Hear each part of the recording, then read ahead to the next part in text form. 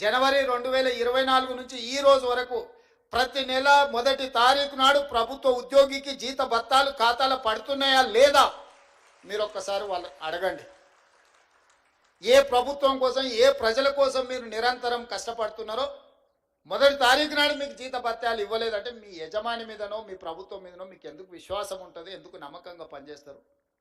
అందుకే ఈరోజు ప్రతి నెల మొదటి తారీఖు నాడు నా ప్రభుత్వ ఉద్యోగులకు జీత భత్యాలు ఇచ్చే ప్రయత్నం నేను చేస్తున్నా. ఇప్పటి వరకు ఒక్క రోజు కూడా తప్పకుండా ఈ నెల చాలా ఇబ్బంది వస్తే రిజర్వ్ బ్యాంకులో ప్రత్యేకంగా తలకాయ తాకట్టు పెట్టి 4,000 కోట్ల రూపాయలు తీసుకొచ్చి మొదటి తారీఖు నాడు ప్రభుత్వ ఉద్యోగస్తులకు జీత భత్యాలు ఇచ్చిన. సరే, కరువు భత్యము, డిఏలు, కొన్ని విషయాలు మీరు అంటున్నారు. నేను ఒకటే మా ప్రభుత్వ ఉద్యోగ మిత్రులకు విజ్ఞప్తి చేస్తాను. ఈ ప్రభుత్వం మీది, నేను కస్టోడియన్ మాత్రమే. నేను మీ అందరి తరఫున సమన్వయం చేసేవాడిని. నాకంటూ ప్రత్యేకంగా కిరీటం ఏం లేదు.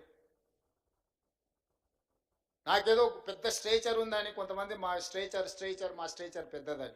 ఇంతమంది మా ఎమ్మెల్యేలు చెప్పేసిన స్ట్రేచర్ ఉన్నాయని స్ట్రెచర్ మీద కొట్టి స్ట్రెచర్ మీద నుంచి మార్చడానికి పోతాడు రేపు పొద్దుగాల. స్ట్రేచర్ అనేది పొజిషన్కి ఉంటుంది, ఇండివిజువల్కి ఉండదు. ఇండివిజువల్ పర్సన్కో ఇండివిజువల్ కాస్ట్కో స్ట్రేచర్ ఉండదు. ఎమ్మెల్యేకి స్ట్రేచర్ ఉంటుంది, ప్రభుత్వ ఉద్యోగికి స్ట్రేచర్ ఉంటుంది, ఎమ్మెల్యేకి స్ట్రేచర్ ఉంటుంది, ఎంపీకి స్ట్రేచర్ ఉంటుంది, ఎమ్మెల్సీకి స్ట్రేచర్ ఉంటుంది, మంత్రికి స్ట్రేచర్ ఉంటుంది, ముఖ్యమంత్రికి ఉంటుంది, గవర్నర్కి ఉంటుంది, ప్రధానమంత్రికి ఉంటుంది, రాష్ట్రపతికి ఉంటుంది. ఆ కుర్చీకి స్ట్రేచర్ ఉంటుంది. మీరు మాకు స్ట్రేచర్ ఉందని అనుకుంటే ఆ స్ట్రేచర్ ఉందని విర్రవీగితే స్ట్రెచర్ మీదకి పంపించరు. ఇట్లే చేస్తే ఆ తర్వాత మార్చరికి పోతారు. అది కూడా గుర్తుపెట్టుకోవాలి. అందుకే ఈరోజు మా ప్రభుత్వ ఉద్యోగ మిత్రులకు నేను విజ్ఞప్తి చేస్తున్నా. పైసా లెక్క మొత్తం మీకు అప్పచెప్తా. ఏది ఎట్లా వంచాలనో మీరే చెప్పురి. ఇక నా దగ్గర ఏం లేదు, అనా పైసా నా అన్ని జేబులలో తీసి మీ ముందర పెడతా, టేబుల్ మీద పెడతా. ఒక్క పైసా కూడా నా జేబులో పెట్టుకొని నా నెల జీతం కూడా మీకే ఇస్తా. ఎట్లా వంచుదామో చెప్పురి. సింపుల్ లెక్క చెప్తా నేను. ప్రతి నెల రాష్ట్ర ప్రభుత్వానికి 18,000 నుంచి 18,500 కోట్ల రూపాయల ఆదాయం ఉంది.